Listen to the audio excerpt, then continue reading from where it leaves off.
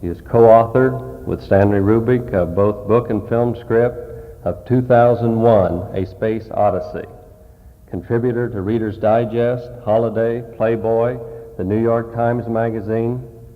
His volume, Man and Space, was published by Time Life.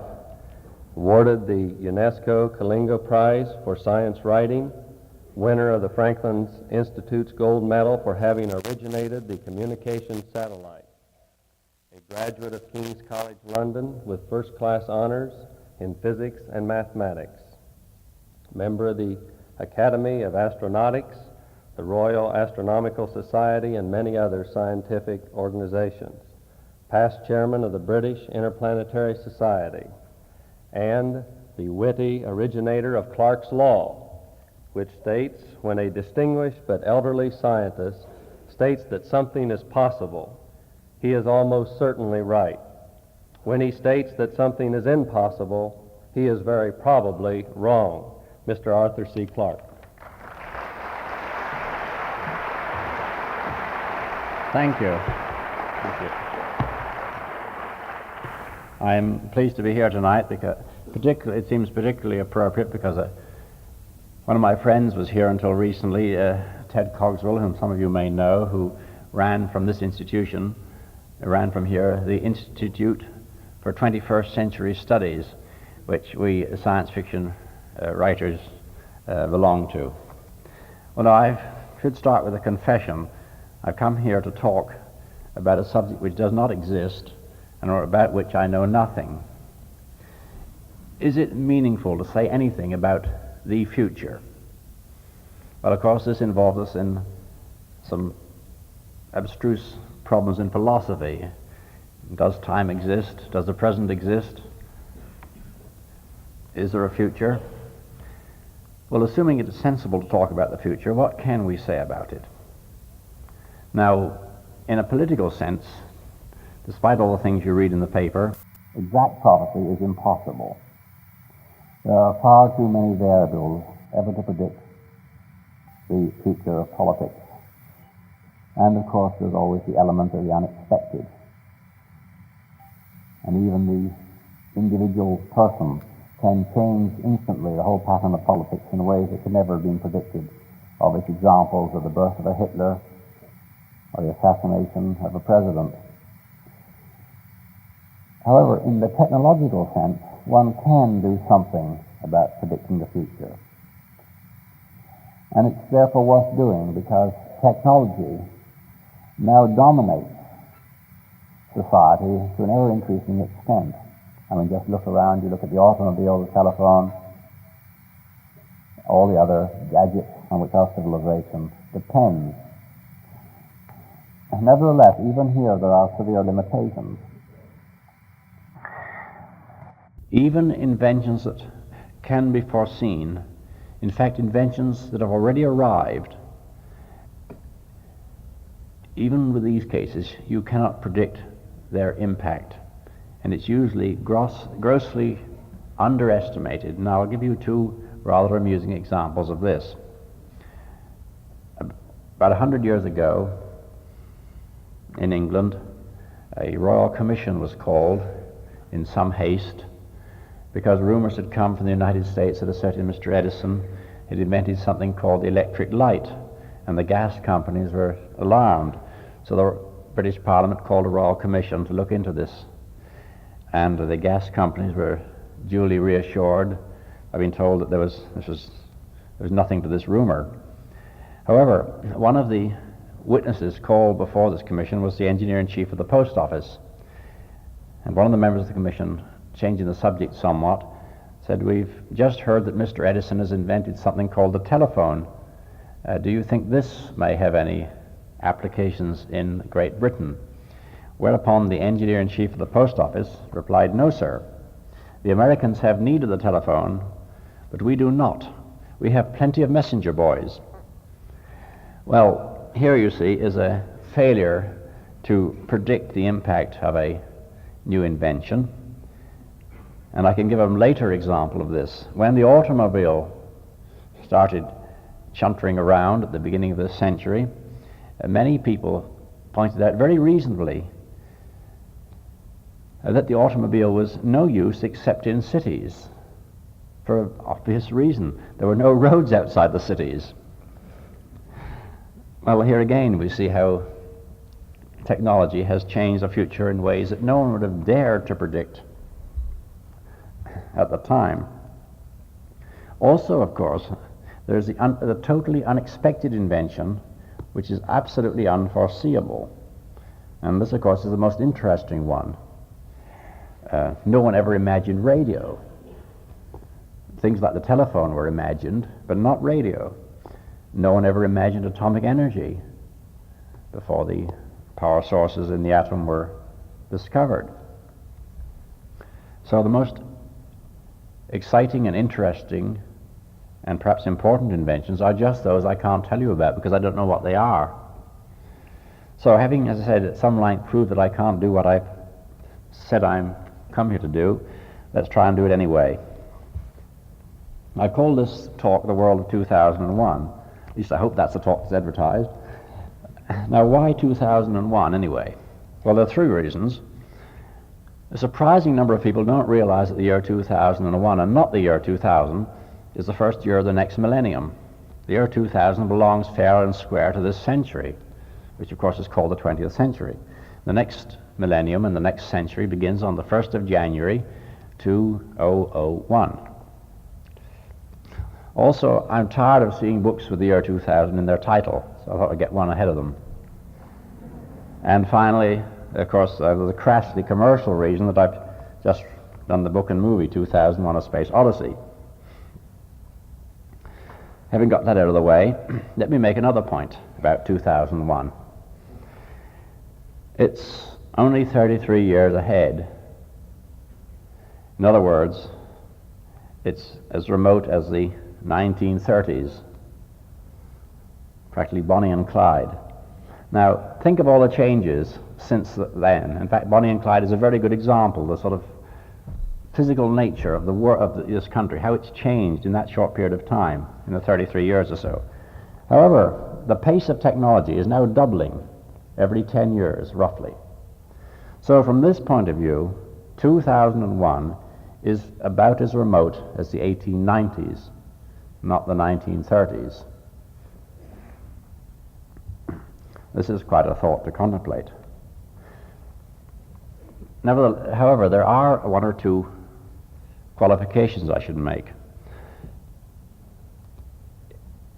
2001 is as remote as the 1890s in some fields, perhaps, such as science and space exploration. But in other fields, it's not so far away, and there may be relatively few changes in the next 33 years. There may be few changes in our ways of everyday living, perhaps, in the homes, the kitchens, and so forth. You know, it's surprising how little things change in some ways. I was struck by this when I went to the World's Fair, which I'm sure many of you visited, and I expect many of you saw the fascinating General Electric exhibit put on by the ubiquitous Walt Disney of the kitchen as it existed over the last, I guess, 60 or 70 years. And they had an exhibit which showed the kitchen, I think, of 1890, of 1900, of 1910, 1920, 1930, and up to today, sort of in quantum jumps of 10 or 20 years. And the point of this was to show how much progress had been. But this had exactly the opposite effect on me. Made me think how little progress there had been. Because, in fact, by the beginning of this century, all the changes in technology, as far as the West is concerned, had already arrived. And patterns of home living, which had lasted for thousands of years, had become obsolete. Let me be specific about this. Here are the elements of the revolution which has taken place in domestic living in the last 100 years, which are so great that they make a medieval palace seem no better than a mud hut. There are relatively few elements in this revolution. I'll just list them. Piped water, indoor plumbing, gas cooking and heating, electric light and power, the telephone. Now, all those things had come along by the end of the 19th century. And perhaps the only comparable advance in the full 1,000 years before had been the invention of glass windows. And if you don't think that's important, try and imagine a typical winter night in Camelot. So maybe the domestic changes are largely behind us. For can we really imagine any technological changes as great as those that I've just listed? Well, perhaps we can. Perhaps the biggest changes will be those of function, caused by technical developments outside the home itself. You know, not so very long ago, as we count time, all family units had to be self-contained. This was true barely a lifetime ago in remote parts of this country. All family units were self-contained. If you go to Mount Vernon, you'll see all the rooms full of strange gadgets which today no one knows how to use. I'm sure that Washington would be very surprised to know that his successors' homes don't contain a single hand loom or spinning wheel. These things have been swept away by mechanization, causing a great simplification, if you like, of everyday life. I suppose meal preparation is the last manufacturing process left in the home, in some homes anyway. The kitchen as we know it now is probably doomed by the deep freeze and the TV dinner. Probably in another generation we'll have a kind of home automat, computer controlled, into which a month's meals are delivered in a package weighing perhaps 100 pounds for a fairly large family. After all, most food is 90% water. Why buy the water? We'll get the, I suppose, freeze-dried basic food, and we'll put it in the home automat, and then when we need it, it'll be reconstituted and emerge perfectly cooked automatically in about 10 minutes. Or, of course, else we'll see a sign flashing saying, "Sorry, filet mignon out of stock." And if it is in stock, it will never have been near a cow. And here is a very important point which may make me pretty unpopular in some areas. Natural meat production is so inefficient and so uneconomical that I suspect it may be prohibited by law, if not by economics, by the year 2001. For every man who eats meat, 10 men have to starve, because it takes about 10 pounds of vegetables or grass or whatever to make 1 pound of meat. Cows, sheep, and so forth are mobile processing factories with an efficiency of less than 10%. We can't waste good agricultural land on them. Now, personally, as a carnivore who hates vegetables and thinks salads are rabbit food, I regard this situation with dismay. There is some hope, perhaps, for natural meat production in the future, because there's marginal land which perhaps isn't any use except for grazing animals who could exploit it. But we haven't got the right grazing animals yet. There'll probably have to be antelopes, hippopotami, tapirs, and of course the animals of the sea. You know, it's a considerable scandal that since the Stone Age, man has domesticated no new animals. All the domestic animals we have now were domesticated by Neolithic man, and that we've done nothing since then. It's about time we did. One possibility is in the sea. I wrote a novel some years ago about whale ranching called The Deep Range, and this has been considered seriously by some people. After all, whales are rather large cattle, a cow weighing 50 tons and producing I think about a ton of milk a day should be an interesting economic proposition. And of course they're very intelligent, much more intelligent than cows, as anyone who's ever herded cows will admit. But this involves some interesting problems of morality. Whales, of course, are giant dolphins, and the idea of slaughtering flippers, which we're doing, of course, so we have been doing for the last century or so on the large scale. I'm afraid when people realize what's going on, this will cause a considerable revulsion. I'm happy to report that quite recently it was made a crime in the Soviet Union to kill a dolphin. This could only be extended to human beings who be in fine shape. Now, what I am driving at is that in the future, the main food production will have to be from non-living materials, such as coal and oil, limestone and water, and so forth. Some of this will be done by what's called microbiological engineering, which sounds pretty horrible. But this is precisely how, for some thousands of years, we have been making our most exquisite and expensive foods by microbiological engineering. That is how wine and beer and cheese are made. We have trained microbes that do their stuff on various unprepossessing raw materials and produce food that sells by the carat. I mean carat as in diamonds, not carrots as in their back garden. They have already applied this technique to petroleum, and the first pilot plants are being built now for turning raw petroleum into food.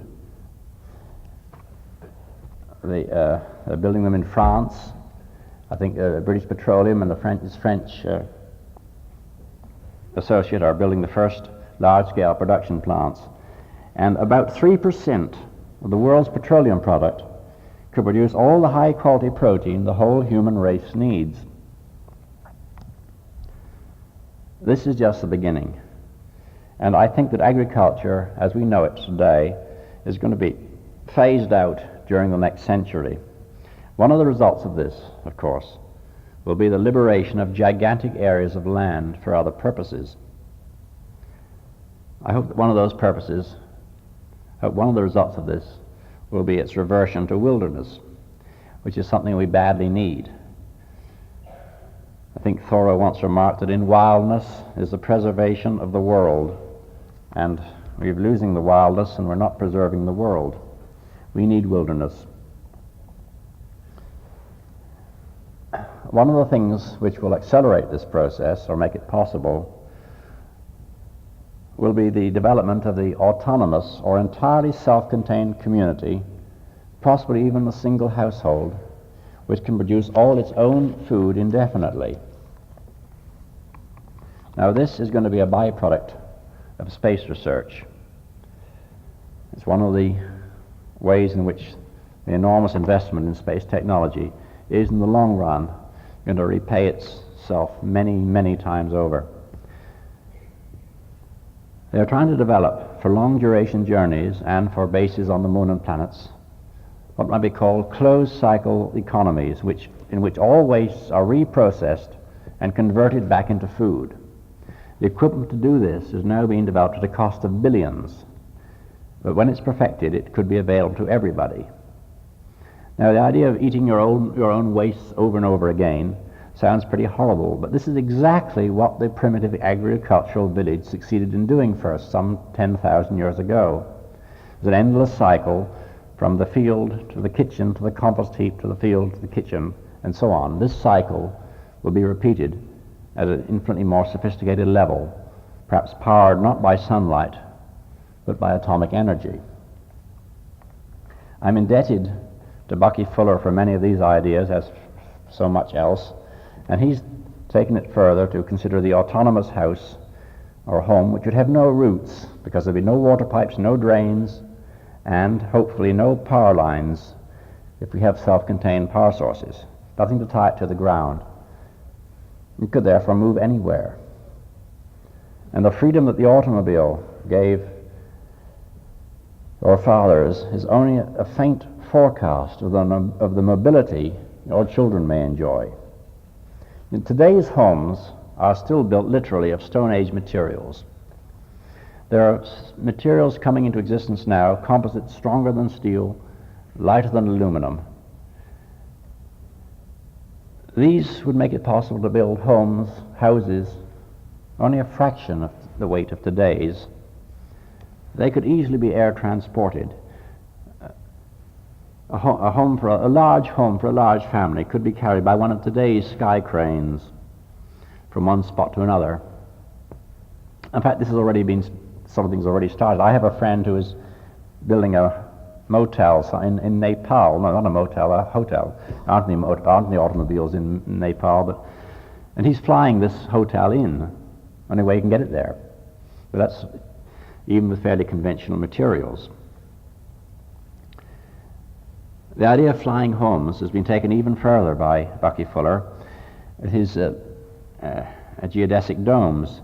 You've all seen the large ones he's constructed, particularly the famous one at Expo 67. Well, as these domes become larger and larger, at a diameter, I think, of about 2,000 feet, which is still fairly small for the sort of thing they will be building, a very interesting situation arises. The structure is so efficient that the weight of the air in the dome becomes greater than the weight of the dome and everything in it. And therefore a rise in temperature of a few degrees inside turns the whole thing into a hot air balloon, so it will take off. So one might have migrant cities traveling south in winter, north in summer,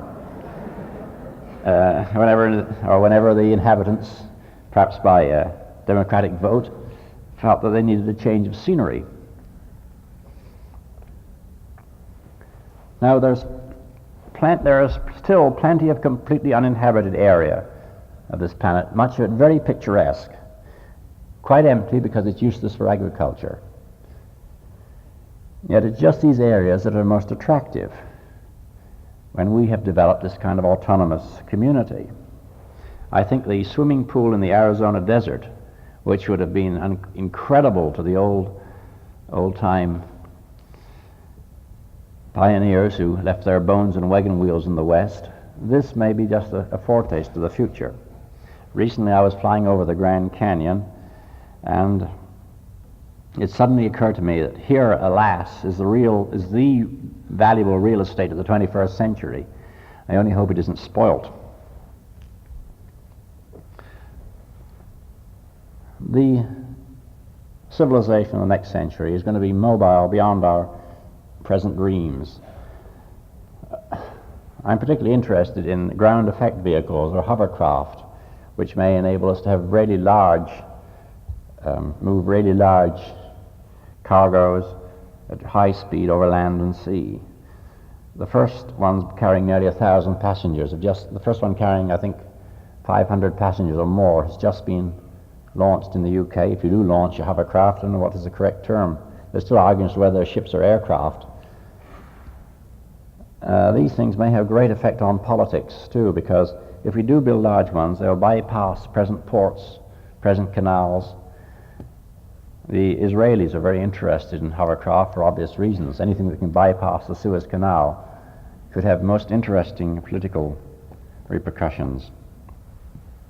Now, a mobile, planet-wide culture obviously demands cheap, instantaneous, and universal communications. Well, the telephone revolutionized life in the past, but that's nothing to what's going to come, because the telephone's an inflexible instrument bound to fixed points by tendrils of wire and handling only slow-speed messages, to wit, the spoken word. Compared to what is coming, the telephone is not, and even the radio, is not much better than Indian smoke signals. The communications revolution, which is already upon us, is based on solid-state devices such as transistors and their successors, and, of course, the communications satellite. I can only list a few of the effects of the communication satellite on the world of the future, and indeed the world of the present. Today's satellites are, of course, very low powered and can only be picked up by large ground stations, which then amplify their faint signals and pass them on to the already existing ground networks. As a result, so far, they have only been used in the already developed countries which have extensive communications networks.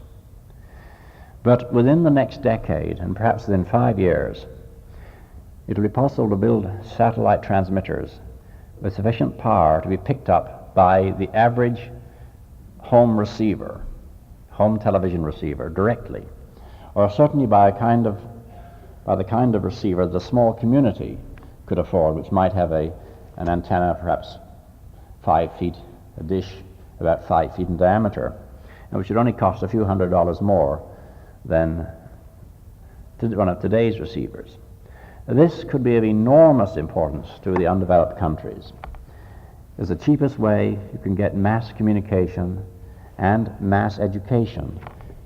And there have been some very interesting studies in the economics of education by satellite, studies for Mexico and above all India. And the figures are quite astonishing. It turns out that you can provide 12 channels of color TV to every school in Mexico from a satellite parked in synchronous orbit over the equator, and the cost per pupil works out at about $1 per head per year. So the question is not, can the poorer countries afford communication satellites for education, but can they afford anything else?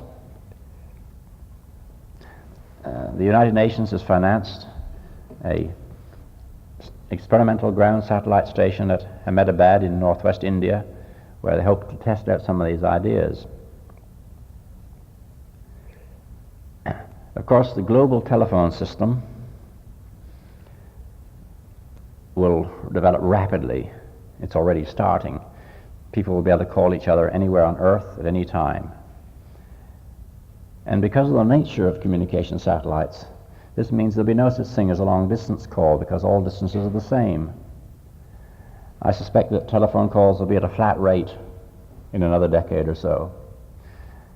I've even suggested they may not be billed at all. You'll rent the console, you'll rent your telephone for so much a year, and you can use it as much as you like. But beyond the telephone, we will have a more complex home console, a sort of communication center in every house, which will have a TV screen, a camera, a computer keyboard. Through this will come the equivalent of our mail, because most written communications will be flashed from point to point through this, not on pieces of paper. The equivalent of the paper, the electronic newspaper of the future. Every Sunday I object strongly to having to go out in the rain when I'm in New York and bring back 5 pounds of wood pulp, of 4.5 pounds, which I immediately throw away.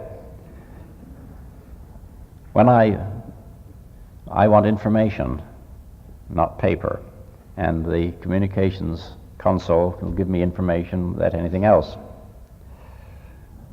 Through these consoles, you'll be able to get any information that's ever been recorded in any library in the world, talk to any computer.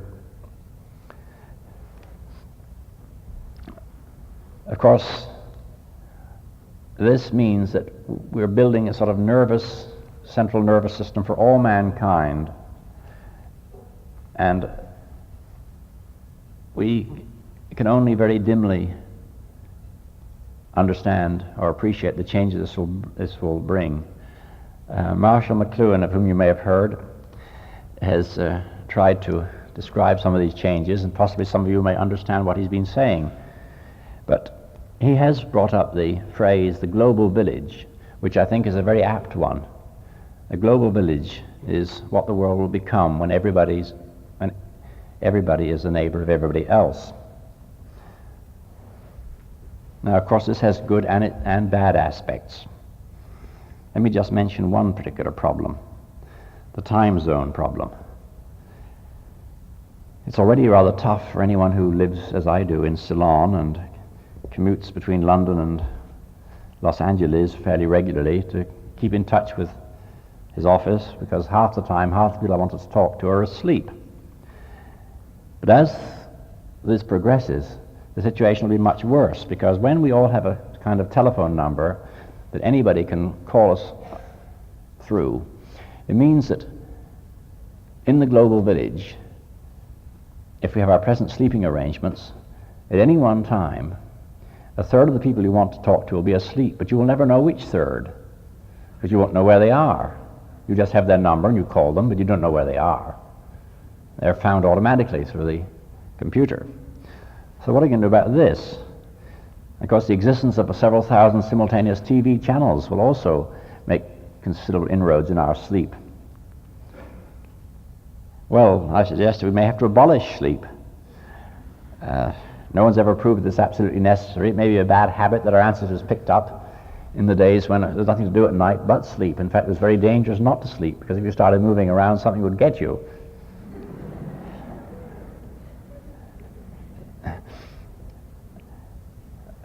Perhaps less drastically, there is an electronic device which enables you to get by with about 2 hours sleep a day under electronarcosis, and a lot of Russians are using this, and they say it doesn't do any harm. It's a transistorized box. You just tape electrodes onto your forehead and switch on, and you just go out like a light. Don't ask me where you can buy one, because they're still testing it, and the health authorities haven't yet given a license for its sale in this country. But when it does come on the market, I can see a drastic change in American habits. Another idea for getting around the time zone problem is even more fascinating. That's the suggestion that we have a world time.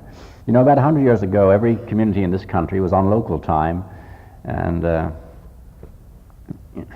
they set their clocks at noon, and it didn't matter very much anyway. But then the railroads came in, and something had to be done. All the clocks had to be synchronized, and they had to bring in zone time, which you now take for granted, but it was a terrific struggle to bring it in. Well, when we have a one world community, the problem will be even worse, and one scientist has suggested that we abolish all time zones and all clocks are synchronized. Every watch in the earth, every clock on earth reads the same time, and the whole human race is synchronized.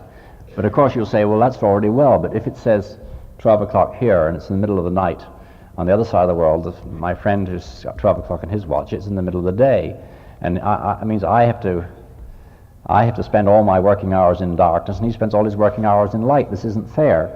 Well, you can get around that by using not today's solar time, but sidereal time of 23 hours, 56 minutes. And then you'll have an extra day in the year, and the clock will drift right round to the 24 hours. I don't expect you to understand this now, but if you think about it later, you'll see that it will give everybody the same amount of daylight and the same amount of night. It'll be rather difficult, and some professions will be badly hit, farmers and burglars in particular, but you can't please everybody. I don't intend you to take this seriously, but I am mentioning it to show the kind of social problems that technological inventions can bring about. Of course, one of the most important political effects of the communication satellite, of the direct broadcast satellite, which can flood the world with any type of information, radio, TV, or so forth, is going to be its effect on language. And I have suggested that the first country that establishes a global broadcast network, well, the language of that country will become the language of mankind. Very few people realize that yet. One of them, incidentally, is Charles de Gaulle, who is establishing a French satellite to broadcast to the downtrodden Canadians. But I am quite serious when I say that one of the greatest linguistic and cultural inventions of the coming decades is going to be the direct broadcast satellite. And it may result I think it will result in the next century in all mankind at least understanding one language. And you know, there's an uncanny parallel to this in the Bible, in Genesis chapter 11, the building of the Tower of Babel. And perhaps 23,000 miles above the earth, much higher than the builders of that ill-fated structure ever imagined, we may undo the damage that was wrought then. And I'd like to quote you the actual passage from Genesis 11, which is so appropriate. And the Lord said, "Behold, they are one people, and they have all one language. And this is only the beginning of what they will do. And nothing that they propose to do will now be impossible for them." You know, this country, the United States, was created by two inventions: the railroad and the electric telegraph. Before those came along, it was impossible to have a United States. Once they were here, it was impossible not to have a United States. The United States of Earth will be created by the jet plane and the communication satellite. There's no alternative. Either it's just if it survives at all. To continue with the communications revolution, perhaps one of the most dramatic effects of this will be the reduction by an enormous factor of the need to move around. Because most of the things that we do, most of the work we do, at least for anyone above the executive grade, and of course there won't be any work for anyone below the executive grade, can be done without leaving the home.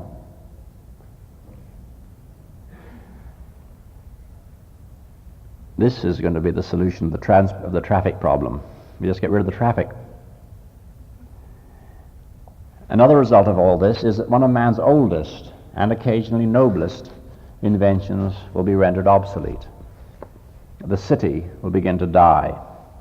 Of course, today it's already moribund through other causes. We had to have cities, city and civilization, the two words at the same root, because once the only way men could conduct business, exchange ideas, was by physical contact. That time is now passing. Small cities or large towns will still be necessary for the conduct of many industrial processes and for educational purposes. I'm sure where university towns like Oxford or Ann Arbor will continue even in the age of teaching machines and TV lectures. But the vast conurbations that have blighted so much of the world for 2 centuries will slowly fade away. But very slowly, I'm afraid, because bricks and mortar and steel have such enormous inertia and represent such a vast capital expenditure. I have little doubt that there will be even larger cities in the year 2001 than there are today. But they'll be like the dinosaurs in the last age of their giantism.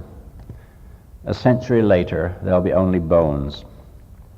Unless, of course, there's always a possibility that the population explosion cannot be controlled. And in that case, the whole world will become one seething city. But this won't last for long. Although medical science can keep those old regulators, the plague and the Black Death, at bay, nature will somehow redress the balance, because there are plagues of the mind worse than those of the body, and the meaningless violence that's already shattered so many of our cities could be a mild foretaste of a psychologically overcrowded future. Now, although everybody now accepts the need for population control, very little thought's been devoted to the level that should be aimed at. And this involves questions that are very difficult to answer, but which determine the entire structure of future society quite as much as do any technological changes.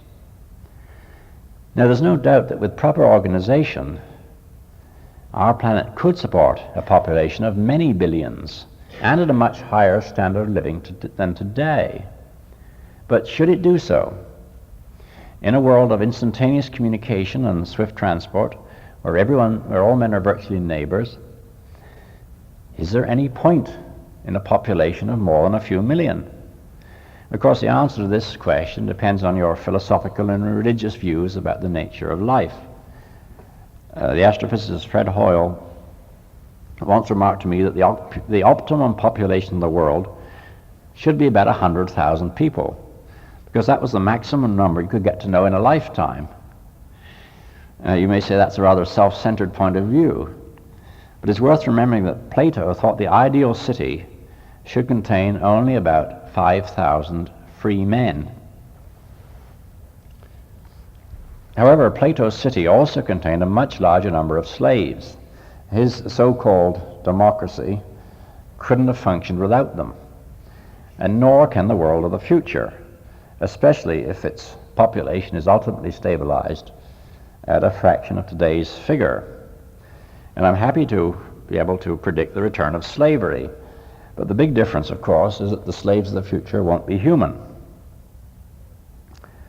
Most of them, of course, will be robots at all stages of sophistication, from naive things like today's automatic washing machines that can just do one job, and to ultra-intelligent home computers that will run all the domestic jobs, prepare the accounts, answer your mail, take your phone calls, tell unwanted callers you're out, and so forth. A kind of secretary, accountant, butler, probably be called Jeeves.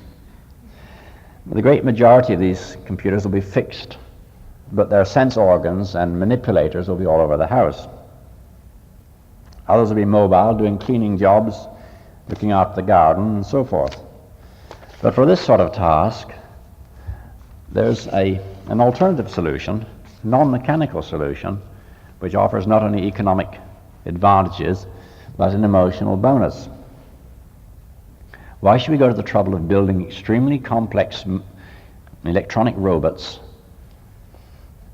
when nature's already done 99% of the job for us? During the last decade, the ultimate secrets of the living world have been uncovered. The mechanism of the cell and of heredity have been revealed. The next great breakthrough in technology will be biological engineering, the design of organic, though not necessarily living, systems to carry out any desired task. Of course, for a long time we've been using animals as extensions of our personalities or our bodies. The sheepdog, the working elephant, and more recently the guide dog for the blind are really remarkable examples of what can be done with already existing animals and quite primitive training techniques, definitely pre-Skinnerian. If we tried, in a few decades we could develop a creature based on the chimpanzee, but with a tenfold improvement in intelligence, motivation, vocabulary, and particularly disposition. Such a domesticated ape, you might call him Pan sapiens, it could be produced by a combination of genetic selection and biological engineering. When it comes on the labor market, the servant shortage will be over, and the housewife of 2001 need no longer be envious of her great-grandmother of 1901. That is, of course, until they get unionized. You may well object at this point, if not a lot earlier, that the main result of all these developments will be to eliminate 99% of human activity and to leave your descendants facing a future of utter boredom, where the main problem in life is deciding which of the several hundred TV channels to select. This is perfectly true if we look at humanity as it's constituted today.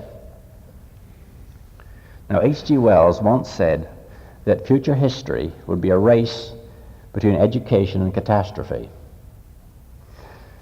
I doubt if even that great prophet realized the educational standards that would ultimately have to be attained to cope with the problem of universal leisure.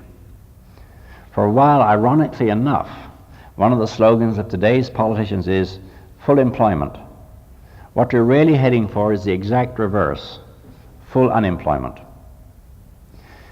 Just as there's no function today for manual laborers, and there'll be none tomorrow for those of only clerical or executive skills, so the day after tomorrow, society will have no place for anyone as ignorant as the average mid-20th century college graduate. He would be as lost and helpless as one of the Pilgrim Fathers suddenly dumped into Times Square during the rush hour. Now, if it seems an impossible goal to bring the whole population of the planet up to super university levels, remember that a century ago it would have seemed equally unthinkable that everybody would be able to read. Today we've got to set our sights much higher, and it's not unrealistic to do so. The development of teaching machines, current investigations into the into the way in which the brain stores information, experiments with consciousness expanding drugs, these hint at the new and revolutionary weapons your children may be using in the war against ignorance. It's been said that the greatest single industry of the future will be education. I would extend this. I say the two great industries of the future will be entertainment and education. I'd like to point out they are not necessarily incompatible. Education will have to be a process, in fact it should be a process, which continues for a lifetime. And we've got to abandon as swiftly as possible the idea that schooling is something restricted to youth. How can it be in a world where half the things a man knows at 20 are no longer true at 40, and half the things he knows at 40 hadn't been discovered when he was 20?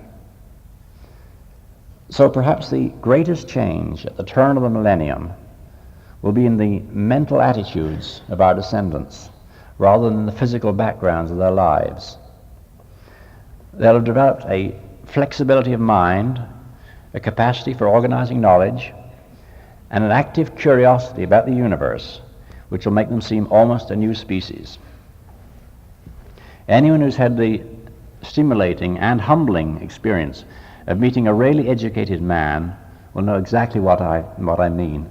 I've met an educated man twice in my lifetime. In the race against catastrophe, of which H.G. Wells warned us, the last lap has already begun.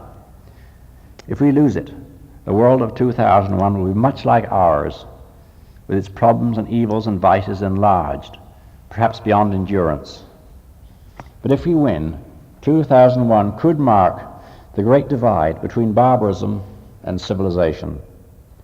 It's inspiring to realize that with some luck and much hard work, you may have a chance of living to see the final end of the Dark Ages. Thank you.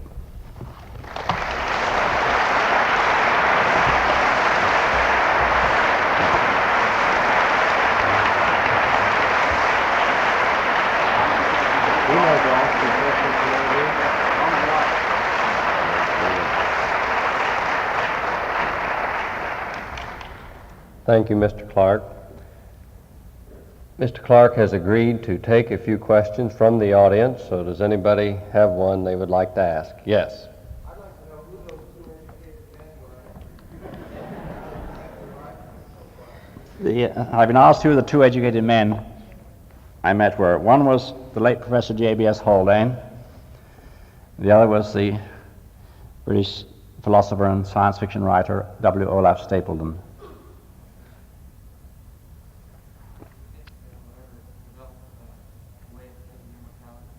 Will we ever develop immortality? I'm afraid so.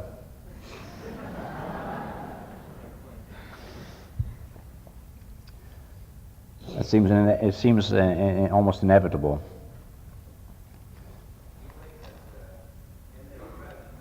Would I agree? Pardon?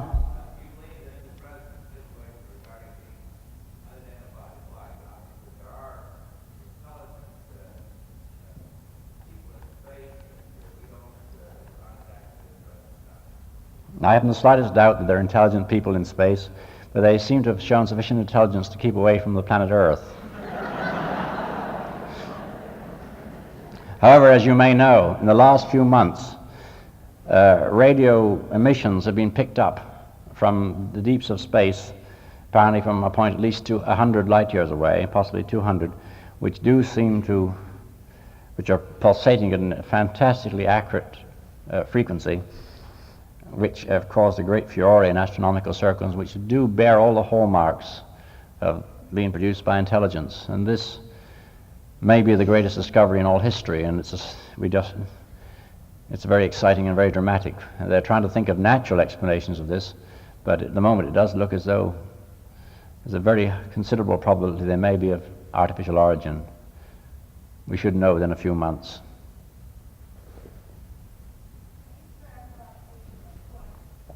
Pardon, will you speak up?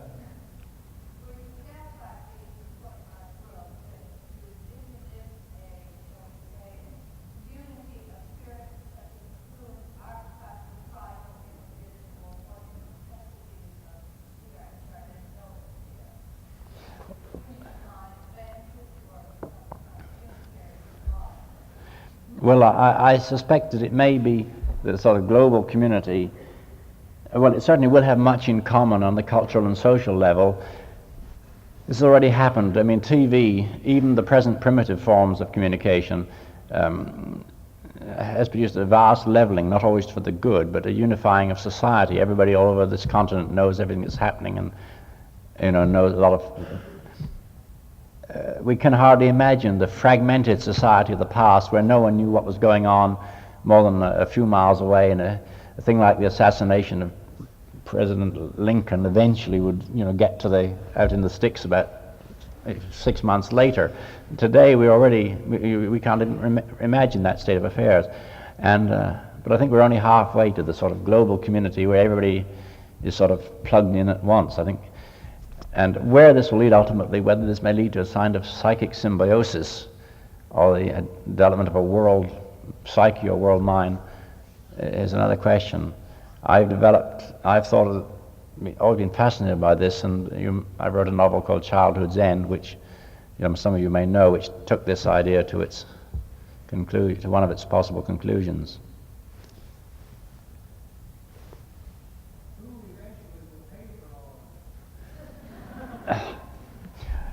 Well, the usual people, of course.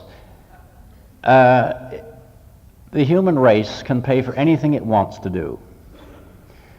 If you had told the Wright brothers in 1903 that within 60 years the human race was to invest $500 billion in their invention, would they have believed you? And that's what it did. $500 billion.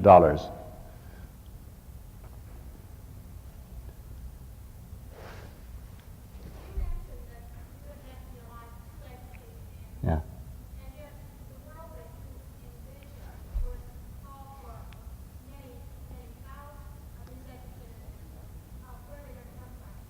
Well, I believe, I'm an optimist, I believe that most men can be educated. I know this may be, perhaps the fact that I'm not a practicing teacher enables me to be optimistic.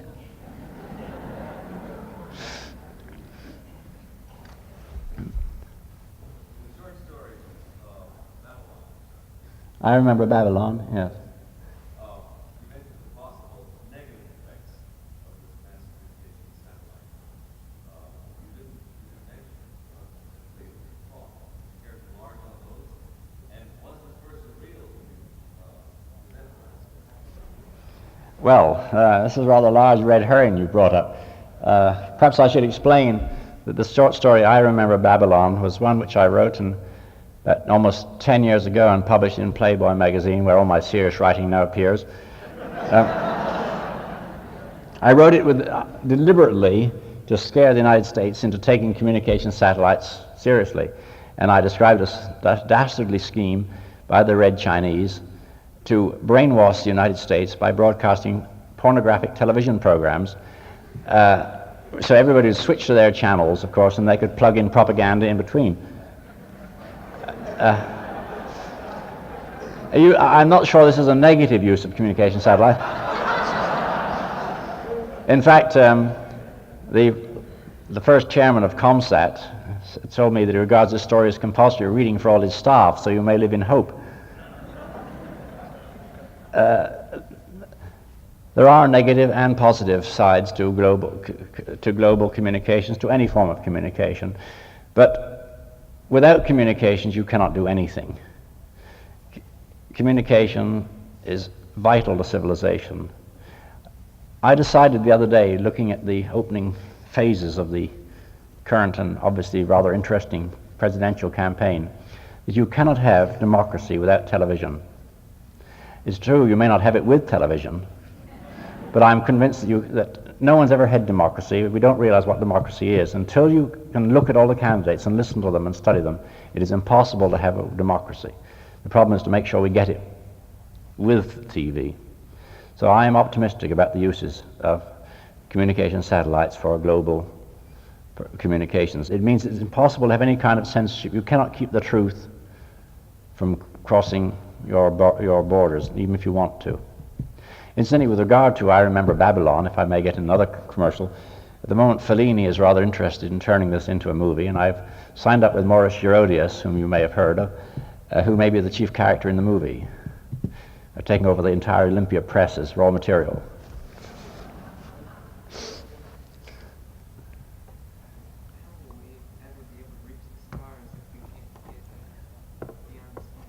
As a gentleman who wants to know how we'll be able to reach the stars if we cannot get beyond the speed of light. Well, I have deliberately and with great restraint more or less stayed on Earth in the course of this talk because I call it the world of 2001, not the worlds, plural, of 2001. We have, with the technologies we can foresee, we'll be able to explore the whole solar system, which is about between 200 and 300 times the land area of this planet, during the course of the next century. It seems to me that confinement to the solar system should not result in acute claustrophobia for at least a century. Beyond that, we will start sending space probes, unmanned, and later manned vehicles to the stars. I believe that one day we will reach speeds comparable to that of light, and the relativity time dilation effect will enable us to make these journeys. There are lots of ways in which the stars could be reached if we want to, physically as well as by communications devices. And as a long-range thought, I'd like to point out that in the last few years there's been a slight shift of opinion about the speed of light. It appears as though it is not a limiting barrier, and it's not generally realized that the theory of relativity does not forbid speeds greater than light. It only forbids speeds at that of light, exactly equal to that of light.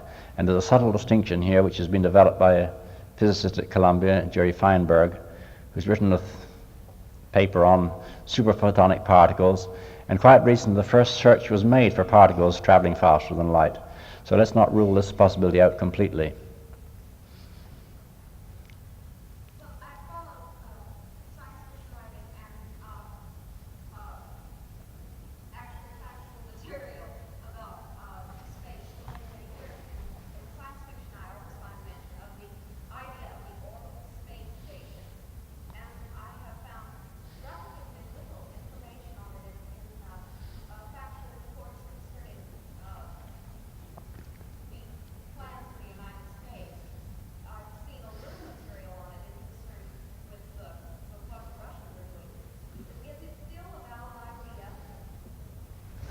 You haven't heard much about the orbital space station for two reasons.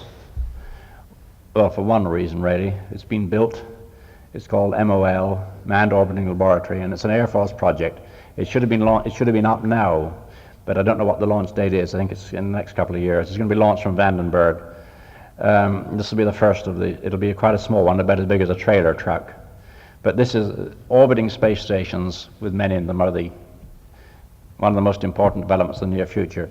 If I may get in another commercial, we have a magnificent one in the movie 2001. It's about 600 feet across, and part of it is a Hilton hotel.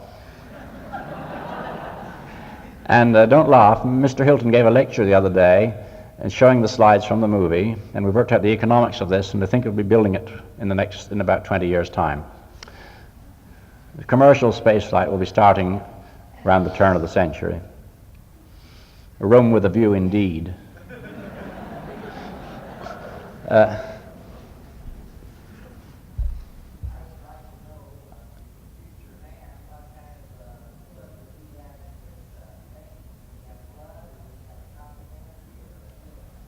Well, if he's a man, he'll still have blood, but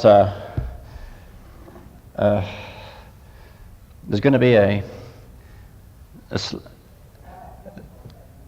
yes, well, as medical science progresses, of course, and as electronics progress, we're going to have a man-machine symbiosis, and sometime in the future, the balance will probably shift to will be more machine than men, and eventually, of course, the organic side may drop out completely, and we may be entirely machine. And where this transition is going to take place, I don't know.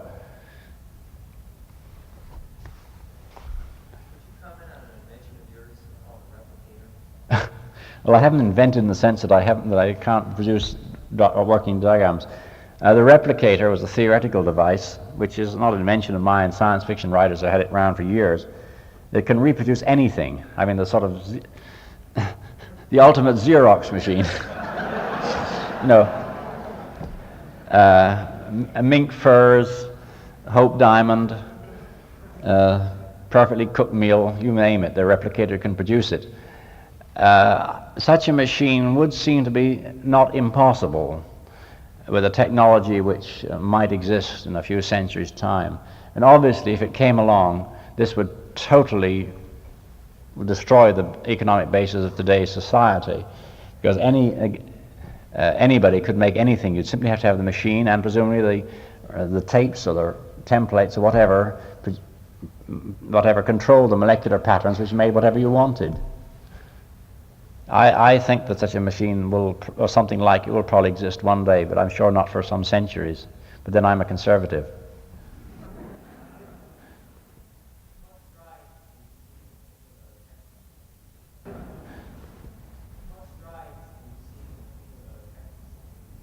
Extrasensory perception, I am still sitting on the fence. I used to be very excited about Dr. Ryan's work and this kind of thing. But it doesn't seem to have gotten anywhere, and I'm beginning to wonder if in fact it is just statistical noise. I feel that if there was anything in it, by this time we should have got further forward. However, I have myself had two totally trivial, yet totally convincing precognition experiences which sort of shattered my lack of faith. I don't know what to think about it. I don't even know whether I want it to be true or not.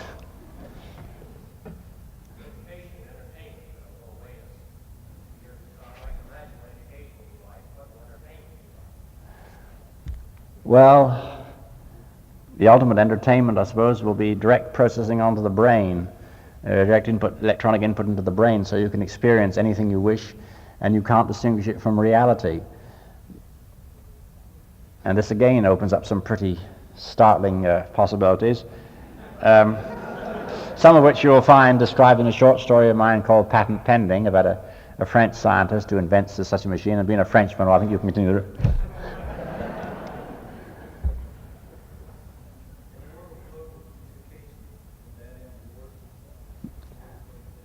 Well, unfortunately, improvements in communication don't seem to have any effect on reducing wars, but at least they enable us to know what is going on, and perhaps in a sense that may help.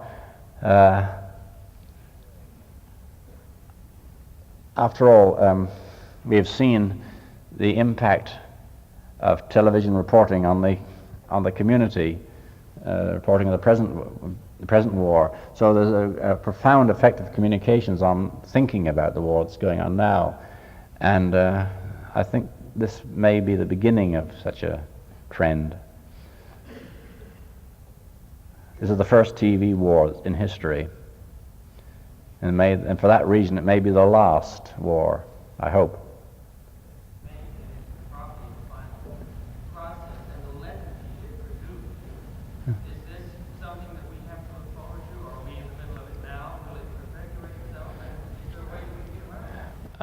Such as an enclosed city, if it was sort of psychologically enclosed, of course, could lead to decadence.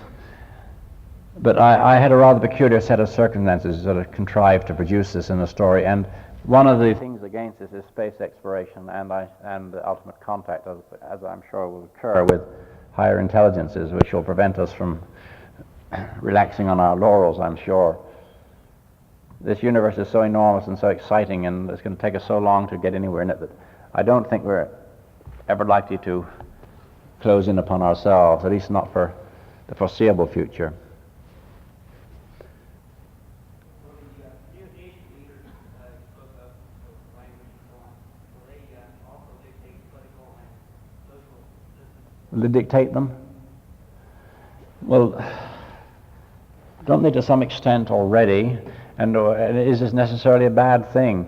I mean, the best communicators, obviously the ones who have the greatest impact with their ideas, and a bad communicator is perhaps not very effective even if his ideas are good. This is a problem of human life. You know, in the long run, one only hopes that it works out, and by giving the communications, thus the good and the bad can get their ideas across. And in the last few decades, we have seen, I think, had some rather salutary examples of what TV can do in exposing the phonies, and on the whole, its impact politically, I think, has been for the good. I've often wondered what Hitler would have done with TV, whether he would have survived it or whether he'd have mastered it. I don't think he could have got anywhere if they'd had TV in the 1930s, but I may be an optimist. You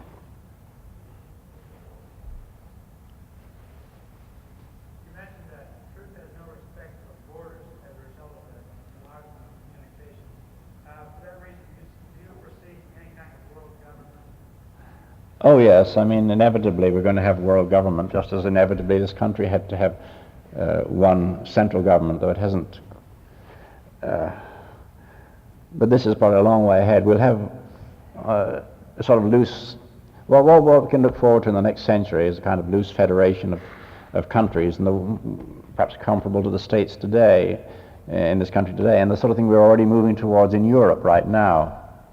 I hope that most countries, today's countries, can retain their distinctive, better characteristics.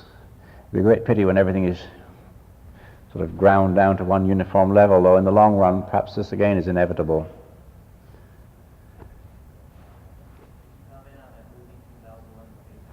Oh dear, I don't think there's any need for me to comment on the movie because I'm just rushing back to New York tomorrow morning to do a 12-page spread out layout in Life magazine, which will tell you all about it, I hope. And I trust you'll have a chance of seeing it. And well, we've spent 4 years, Stanley Kubrick and I have been working for 4 years and spent about over $10 million, so I think 1 or 2 moments in it are worth looking at. How do you feel about time travel? Time travel? Well, I'm afraid, well, of course, time travel is possible, but I think only at the rate of 24 hours a day. I don't think we can vary that rate, except, of course, by suspending animation, which is not time travel really, but just it is. We can go into the future if by freezing ourselves, perhaps one day, but we can't come back. You can't go home again. Could you comment briefly on the direction it takes science fiction itself when it takes this year? I noticed briefly that in the past few years I haven't seen as many new science fiction books on the market. And on top of that, some of the things that were picking up the element, like say, science fiction writing, seem to be repeating themselves. What's the new direction? Well, I don't agree with your first statement. It seems to me there are more science fiction books than ever. I've long ago abandoned the attempt to keep up with them, and even I can't even read the magazines now. There's much talk about new trends, psychological science fiction. James Ballard's name often comes up in this context, and of course they're dragging in Bill Burroughs, who writes sort of something like pornographic science fiction. And I don't understand what they're doing, and of course I'm probably too old to understand anyway. And they'd probably be. The new science fiction writers would probably be failing if we older ones could understand what they were doing.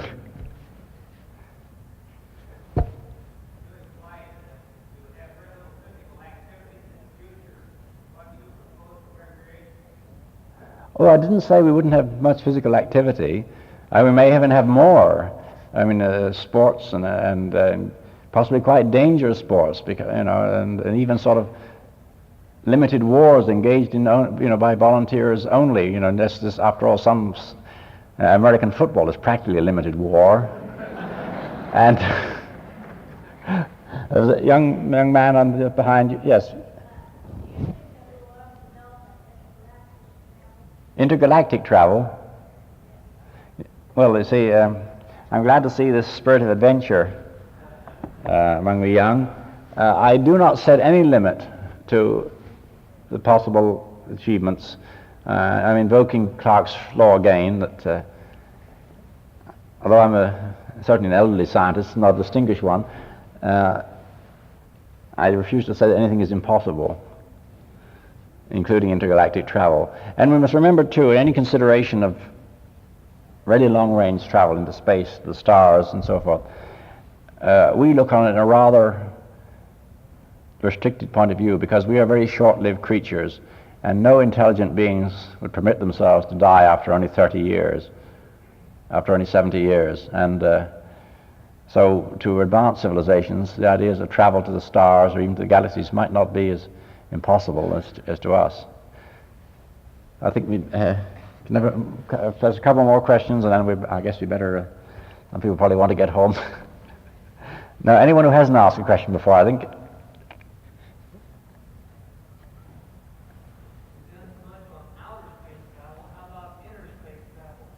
You mean the seas? Oh, well, as you know, I'm just interested in the sea. That's why I live in Ceylon. I have a diving unit there, and done a great deal of underwater work on the Great Barrier Reef and in the Indian Ocean. And the sea is more important than space in the near future. But much of the work we have to do in the sea can only be done with space techniques. We cannot develop the sea without using satellites. They are needed for many oceanographic purposes, and there's no competition between the two. So this sort of attempt to to set off one against the other is a phony sort of argument. The sea is of enormous importance for minerals, for fresh water, for food, and for recreation. In the long run, space will be more important, but that's a very long run. Can I have one more question?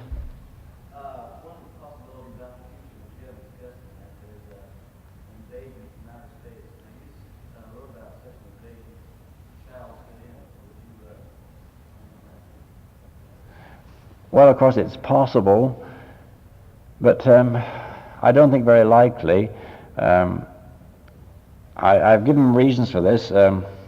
Sorry for all these commercials, but I had a long article on this in the January Playboy about interplanetary politics and what could happen if this sort of situation arose. It's conceivable, but when you think of the problems of transportation, and why should anyone want to invade Earth? Surely if anybody came here, all they'd be interested in would be knowledge. What could we have physically that would be of value to them? It's much more likely that it would be a sociological expedition, sort of a lot of Margaret Mead's descending on us from space, you know. Margaret Mead is very interested in space. In fact, we filmed her for the prelude to this movie discussing space, contact with extraterrestrials. And so I don't really take invasion from space very seriously. If it did come, of course, it'd be at such a level we couldn't do anything about it. That'd be it. Well, thank you very much. I've enjoyed speaking to you.